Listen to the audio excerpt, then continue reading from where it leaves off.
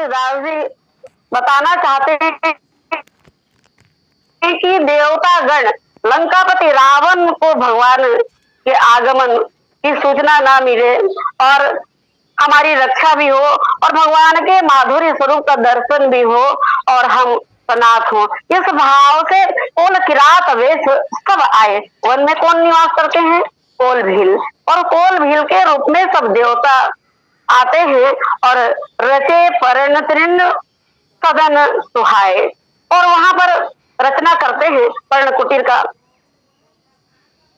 कोल भील का रूप धारण वेश बदलकर इसलिए भी आए हैं कि अगर भगवान मर्यादा पुरुषोत्तम है और मर्यादा पुरुषोत्तम है, अगर देवता अपने स्वरूप में आ जाते हैं तो भगवान उनसे कभी सेवा नहीं लेते। ये विचार कर देवताओं ने कोल भील का रूप धावेश बनाकर आए हैं और बहुत सुंदर रचे परिणतृण सदन सुहाए, बहुत ही सुहावना उन्होंने पर्णकुटी का निर्माण किया है। बरने न जाए मंजू दुई साला, एक नहीं दो पर्ण कुटी का यहाँ गोस्वामी तुलसीदास जी वर्णन करते हैं, और एक ललित लघु एक विशाला, एक छोटा और एक बड़ा। तो ऐसे विचार में आता है कि क्या लखन लाल जी के लिए एक छोटा उन्होंने पर्ण कुटीर सिखाया और दूसरे प्रभु राम और सिया जी के लिए बड़ा पर्ण कुटीर का निर्माण किया? जी नहीं, ऐसी बात नहीं है।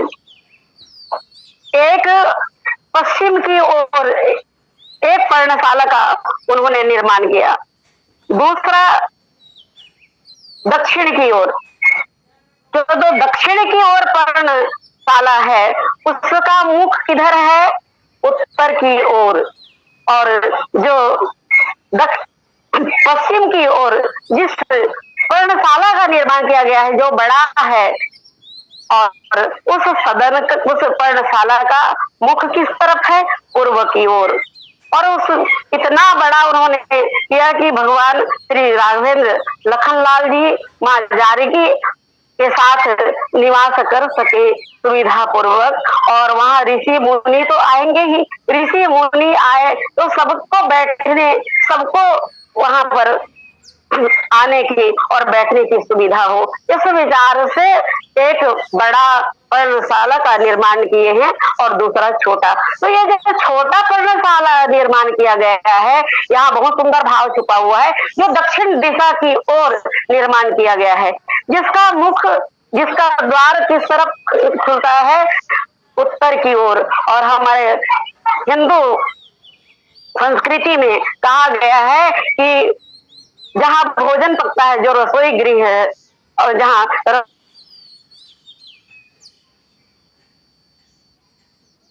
रसोई होना चाहिए, छत्तीसगढ़ी में बोलते हैं भंडार के तरफ, उत्तर। उत्तर भंडार मतलब भरपूर, हमेशा सदा भंडार भरा रहे उस रसोई गृह में, ऐसा हिंदू संस्कृति में कहा गया है। और इसी बात को ध्यान में रखते हुए देवतागण जो कोल भी रूप बनाकर आए हैं, तो हम जब अपने घर से निकले तो हमारा मुख किधर हो? संभव हो तो पूर्व दिशा की ओर हो। और इन बातों को हमारे बड़े बुजुर्ग लोग देखते, अभी तो फ्लैट का जमाना हो गया है, कोई इस बात पर विचार नहीं करते, क्योंकि फ्लैट बनाने वाला अपने अनुसार बनाएगा। बोलिए से रामचंद्र की जय। तो रामचरितमानस के एक एक चौपाई, एक एक दोहा, एक एक शब्दों का विभिन्न गोस्वामी तुलसीदास जी भर दिए हैं दिव्य गुणों से। और तब जब पर्णशाला का निर्माण हो गया और तब गोस्वामी तुलसीदास जी ने लिखा, लखन जानकी सहित प्रभु राजत रुचिर निकेत, शो सदनु मुनिवेश जनु रति ऋतुराज समेत, त्यावर रामचंद्र की जय। लखन जानकी सहित प्रभु राजत रुचिर निकेत, और भगवान राम लखनलाल जी और माँ जानकी जी के साथ उस पर्णकुटी पर विराजित होते हैं। और सो मदनु मुनि वेश जनु रति ऋतुराज समेत। बहुत सुंदर भाव यहाँ भी गोस्वामी तुलसीदास जी वर्णन करते हैं। जानकी जी साथ में है, दंपति साथ में रहते हुए भी यहाँ पर कामदेव की उपमा देकर गोस्वामी तुलसीदास जी बताना चाहते हैं कि भगवान सिया जी को साथ में तो लेकर आए हैं, दंपत्ति साथ में है, लेकिन उन्होंने दाम्पत्य जीवन को उन्होंने ठुकराया नहीं, तिरस्कार नहीं किया, और उनका प्रतिपा दाम्पत्य जीवन को उन्होंने कैसे संचालित किया, कैसे उनका सदुपयोग हुआ है। सो मदनो मुनि वेश जनु रति ऋतु राज समेत। जी हाँ, यहाँ पर कहते हैं कि साक्षात कामदेव मुनि का वेश धारण करके कुटिया में विराजित हैं। और यहाँ पर कहते हैं कि रति ऋतुराज समेत, तो यहाँ पर सोह मदनो मुनि वेश, भगवान राघवेंद्र तपस्वी वेश भूषा में है और जटाओं का मुकुट है उनके शीश पर। ये कामदेव, करोड़ों करोड़ कामदेव को लज्जित करने वाले भगवान सुशोभित हो रहे हैं मुनि वेश, 14 बरस विशेष उदासी, और इस वेशभूषा में भी सबके मन को मोहित कर रहे हैं। उनकी ऐसी मोहनी छवि, वो साधु के मुनि के वेश में भी सबके मन को मोह रहे हैं, सबके मन को अपनी ओर आकर्षित कर रहे हैं। ऐसा सुंदर और जनु रति, और उनके साथ में माँ जानकी जी हैं। तो नील सरोरु नील नीर धर श्याम, भगवान राम का वर्ण कैसा है और कामदेव का वर्ण कैसा है, नील नीर धर श्याम, श्याम वर्ण है दोनों, नील मणि के समान। तो भगवान कामदेव की उपमा दे रहे हैं इसलिए कि उनके श्याम स्वरूप है, और माँ जानकी का स्वरूप कैसा है, श्वेत वर्ण। रति का स्वरूप भी ऐसा है, श्वेत वर्ण। तो माँ रति की यहाँ पर उपमा दी गई। माँ जानकी जी श्वेत वर्ण की हैं, भगवान राम श्याम वर्ण के हैं, और वहां पर बसंत छा गया जैसे ही भगवान चित्रकूट में पदार्पण किए हैं, और वहां बसंत, तो बसंत का स्वरूप कैसे कहा गया है, पीत वर्ण। और लखनलाल जी का जो स्वरूप है, इस उदासी वेशभूषा में भी स्वर्ण के समान दमक रहा है। पीत वर्ण के लखनलाल जी हैं, श्वेत वर्ण की माँ जानकी जी हैं, और नील वर्ण के भगवान राम सुशोभित हो रहे हैं तपस्वी वेशभूषा में भी। ये तीनों मूर्ति सबके मन को आकर्षित कर रहे हैं, सबके मन को मोह रहे हैं। और एक बात यहाँ पर कहना चाहूंगी, जहाँ पर मुनि अत्रि रहते हैं, भगवान राम कहाँ पर चित्रकूट में निवास करते हैं, और वहाँ उनकी प्रिय माँ अनुसुईया है। और अनुसुईया जी कौन है, एक ही धर्म एक व्रत नेमा, काय वचन मन पति पद प्रेमा। गर्ग आचार संहिता में भगवान शंकर मुनि गर्ग से कहते हैं, आचार्य गर्ग से कहते हैं कि लज्जा वासो भूषणम शुद्ध शीलम पदपेक्ष धर्म मार्गे च वस्याः नित्य पत्यों सेविदम मिष्टवाणी धन्य श्री पूतयत्येव पृथ्वीम। कहते हैं कि हे आचार्य, नित्य पति, जो पतिव्रत धर्म को पालन करने वाली जो स्त्री हैं, जो मिष्टवादी, जो मधुर बोलने वाली हैं, और जो धर्म परायण हैं, जो नित्य पति के चरण कमल में प्रेम करती हैं, मतलब पतिव्रत धर्म का पालन करती हैं। एक ही धर्म एक व्रत नियम, काय वचन मन पति पद प्रेमा। इन बातों को जो अपने हृदय में संजो कर रखती हैं, और कहते हैं कि यद गृहे रमन्ते नारी लक्ष्मी सद गृह वासनी।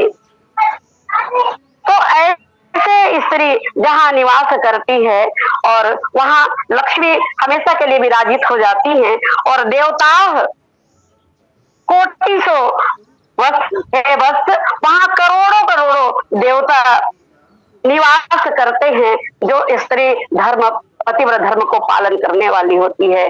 और माँ अनुसुईया अपने धर्म के प्रभाव से, पतिव्रत धर्म के प्रभाव से वहां मंदाकिनी धारा को प्रकट की है, और गोस्वामी तुलसीदास जी वर्णन करते हैं कि राम भगति जहाँ सुर सरिधारा, सरसई ब्रह्म विचार प्रचार। और वहां पर चित्रकूट में ऋषि मुनि रहते हैं, मुनि अत्रि के साथ योग तप ध्यान ज्ञान में सब संलग्न है। और रघुपति भगति करत कठिनाई, विनय पत्रिका 167 नंबर में कहा गया है कि रघुपति भगति करत कठिनाई, भगवान रघुपति भगवान राम की भगति कठिन और कठिनाई से ऋषि मुनि इसे साधते हैं रघुपति भक्ति को। तो ये सरल और सुगम किसके प्रभाव से हो गया? माँ अनुसुईया के तप बल के प्रभाव से माँ गंगा प्रकट होकर सब ऋषि मुनियों के, और कहते हैं कि जो, और गंगा माँ के लिए क्या कहा गया है कि वो कैसी है, वो डाकनी तो डाकनी संशय की बात हो जाती है अगर सही विचार न करे तो। कौन से? वो पापों के बालकों को खाने वाली डाकनी डायन के रूप में, मतलब पापों को समूल नष्ट करने वाली, खा जाने वाली वो मंदाकिनी नदी जो ऋषि मुनियों को सुलभ और सरल हो गया है चित्रकूट में। उसके पश्चात जब तीनों मूर्ति तब विराजित होते हैं जब मन पवित्र हो।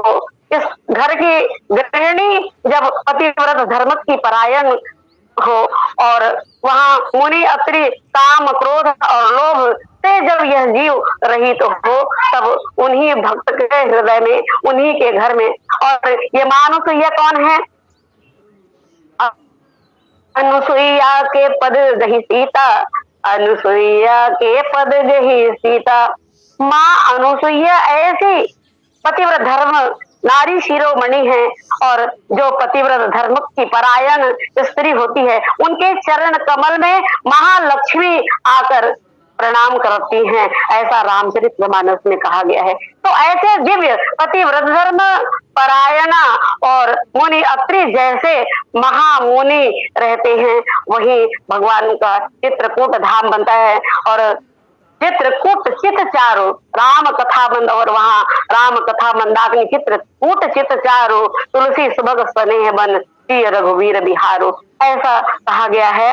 और आगे गोस्वामी तुलसीदास जी जब तीनों मूर्ति ज्ञान भक्ति और वैराग्य, ये तीनों मूर्ति श्याम वर्ण के और श्वेत वर्णा भक्ति और वैराग्य बिल्कुल स्वर्ण जैसे पवित्र चमक जिनकी आभा है, ये तीनों मूर्ति जब पर्णकुटी में विराजित होते हैं और तब गोस्वामी तुलसीदास जी ने लिखा ये अमर नाग किन्नर दिशिपाला चित्रकूट आए तेहि काल राम प्रणाम किन काहू मुदित देव लहि लोचन लाहू।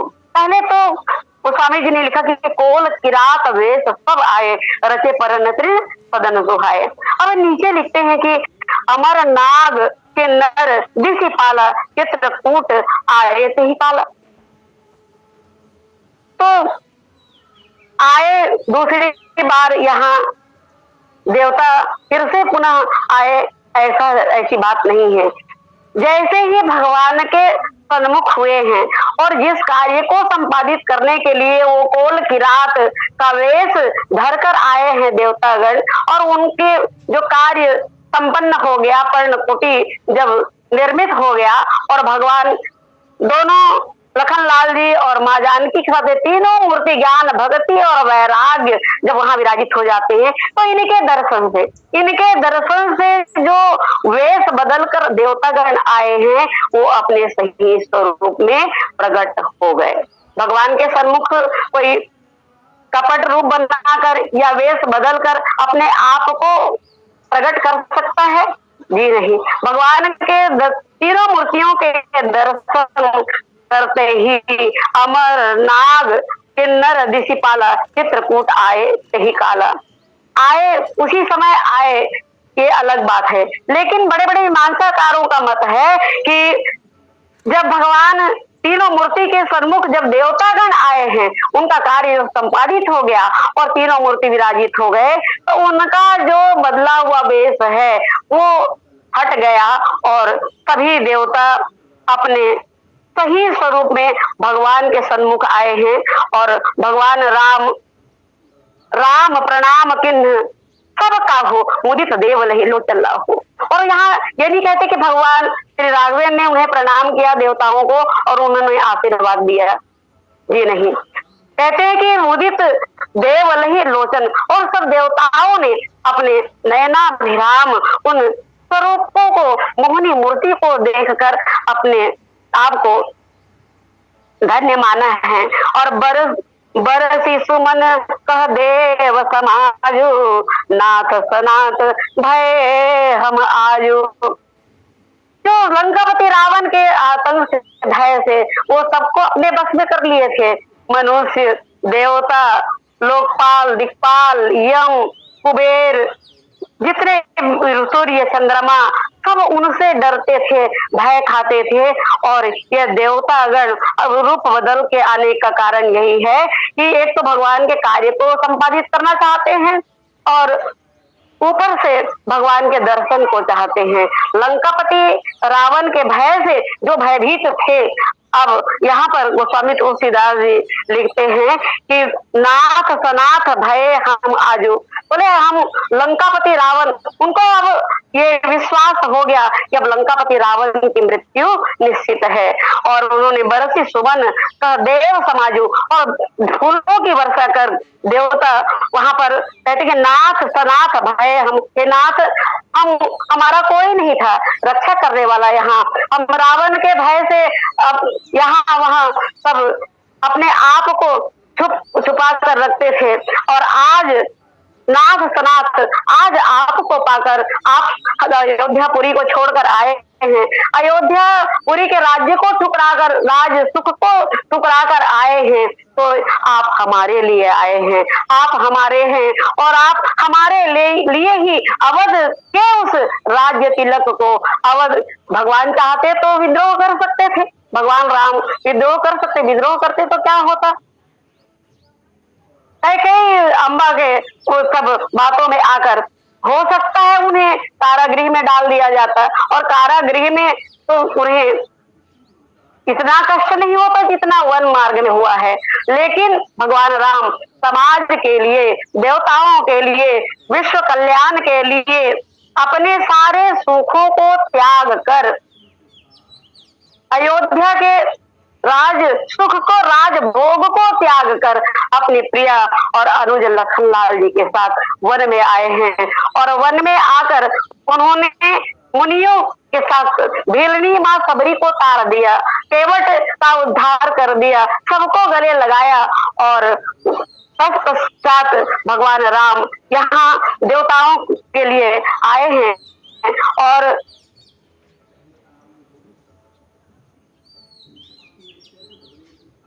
जब पहले भी जब लंकापति रावण के आतंक से जब धरती माता डगमगाने लगी, धरती इतना पाप अत्याचार बढ़ गया कि माँ धरती कौन है, रत्न गर्भा है। और रत्न गर्भा माँ धरती के कोख में जब रत्न नहीं प्रकट हुआ, कोख जब उनका खाली हो गया,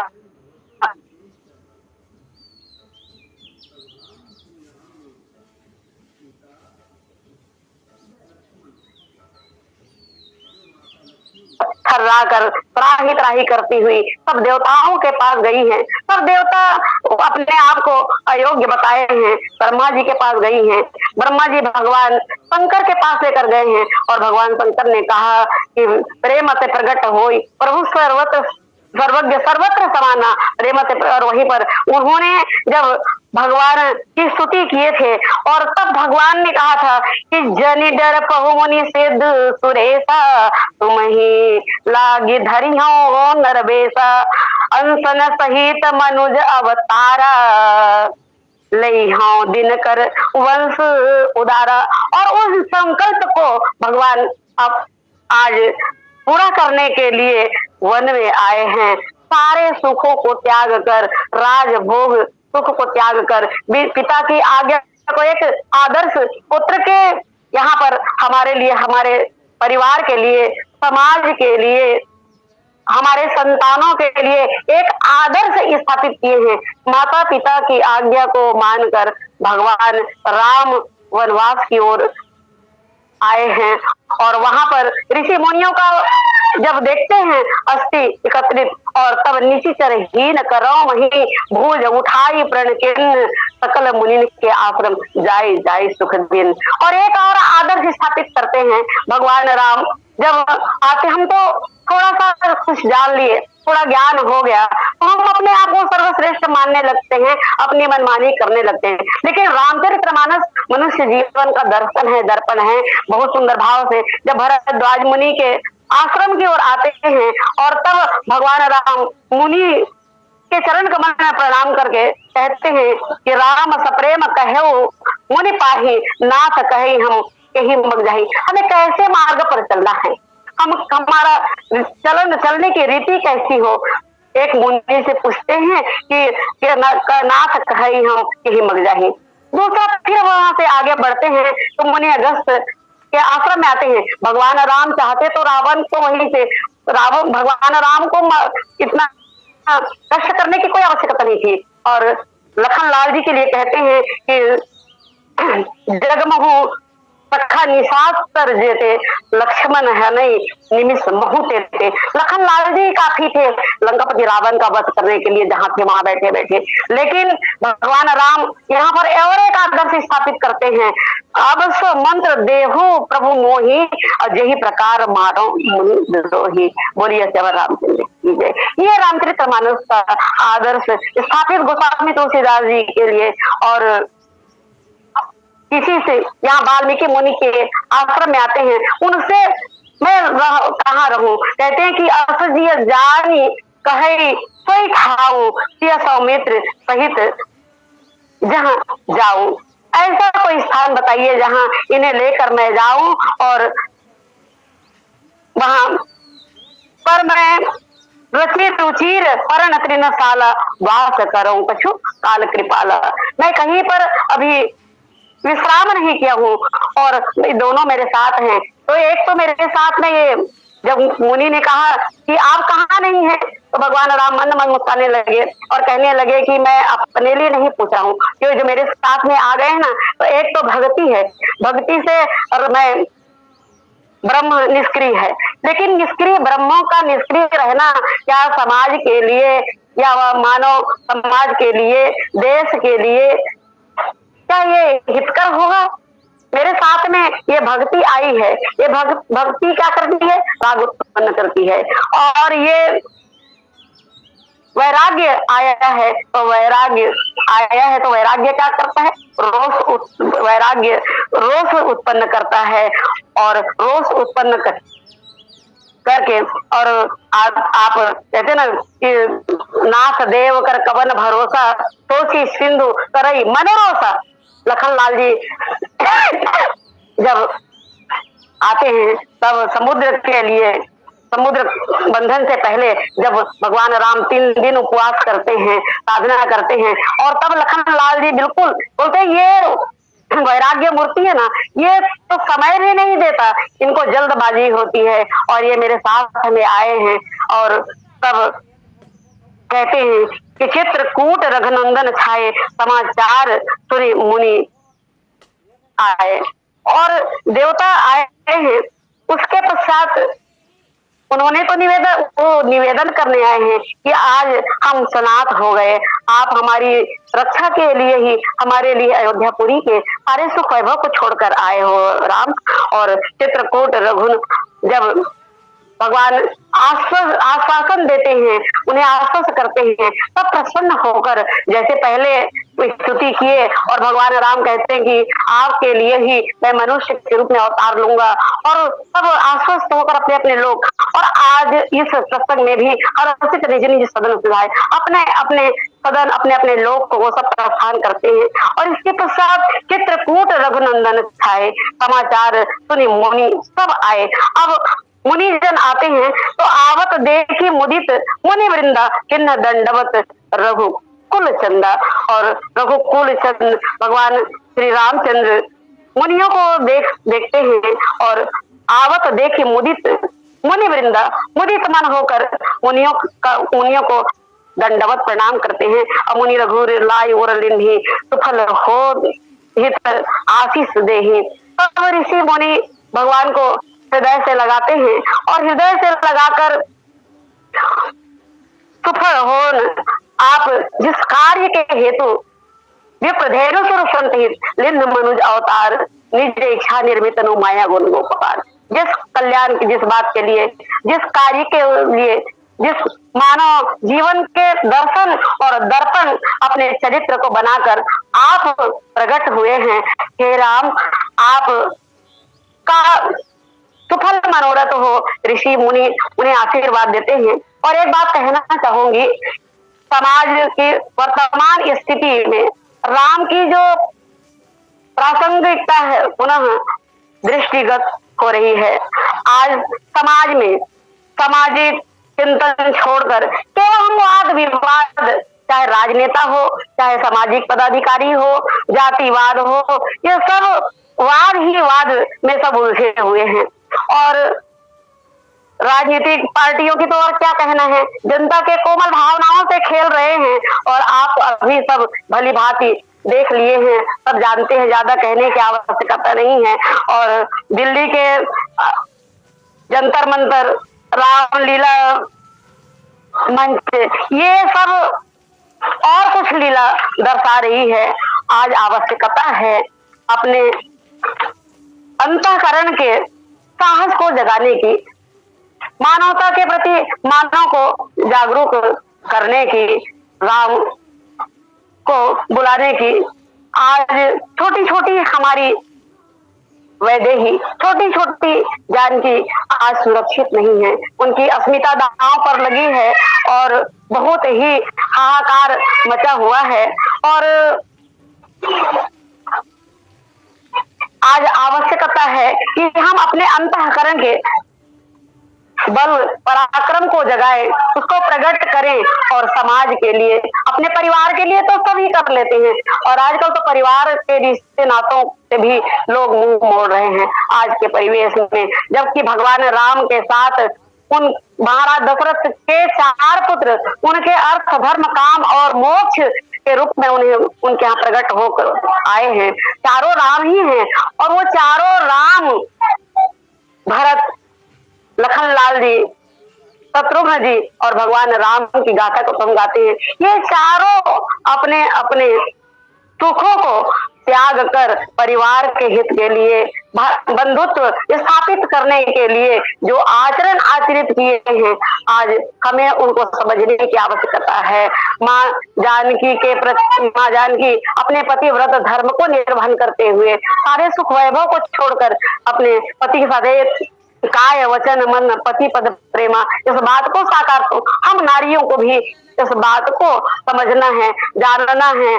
और ऐसा कहें तो अभी भरत भी है, लखनलाल जी भी हैं इस सृष्टि में, हमारे आपके घर में समाज में भरत जी भी हैं, लखनलाल जी भी हैं, शत्रुघ्न भी हैं, माँ अम्बा सीता भी संभवतः है। लेकिन यहाँ पहले तो रावण, दस्तीस रावण की बात कर, यहाँ तो कई रावण वेश बदलकर घूम रहे हैं।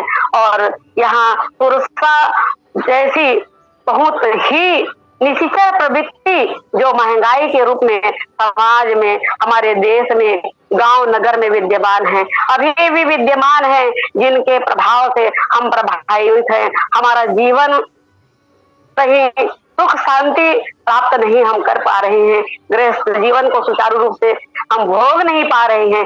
इसका सब कारण यही है। तो कहने का तात्पर्य है कि अपने अंतःकरण के उन भावों को, उन भक्ति को श्रेष्ठता से हम स्थापित करें और स्थापित कर समाज, अपने परिवार, समाज और